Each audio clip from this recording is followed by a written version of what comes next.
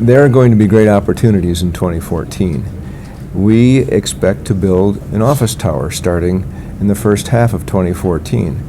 And it'll be 24 stories and 440,000 square feet on the southeast corner of First South and Main Street.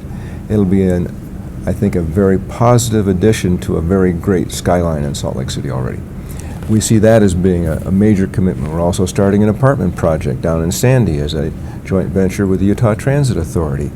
We see that as being an opportunity for multifamily in a suburban location with a definite urban flair based upon our design. We think that some of the uncertainties of the market are going to dissipate, I do at least, in 2014 to the point where there will be more folks willing to risk their capital through investment. You can only stand less than 1% returns on demand deposits and savings accounts and those sorts of things for so long, and then you've got to do something. And I think we see that going to happen in 2014. Well, I think the holes in the market is you have to make sure that you don't buy something that's gotten too hot. So certain segments of the market have gotten really hot. Single tenant, net leased properties, cap rates have really come down to a compressed number that I think has that you could potentially overpay on a 10-year view for something next year based on where market cap rates are for the passive coupon clippers, particularly if they're tied to a lease rate that makes the dollar per square foot above replacement cost. That's a hole in the market I think somebody's got to be careful. The apartment market's been really hot. That may continue. I think it all comes down to the individual asset.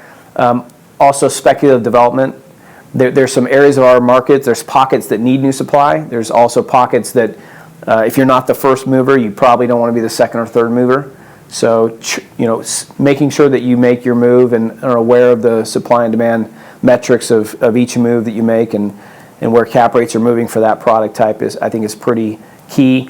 Overall opportunity, I think if you can find a property where the rent roll features rents that were reflective of deals that were signed in 2009 to 2011, when those deals come up for renewal over the next 2, 3, 4 years, and you're inheriting those rates and capitalizing those lease rates on your NOI, that represents an opportunity for big upside because you're basically paying a today's cap rate on yesterday's rents that when they come up, you can have good NOI growth, and that's an area that I'm having my clients focus on.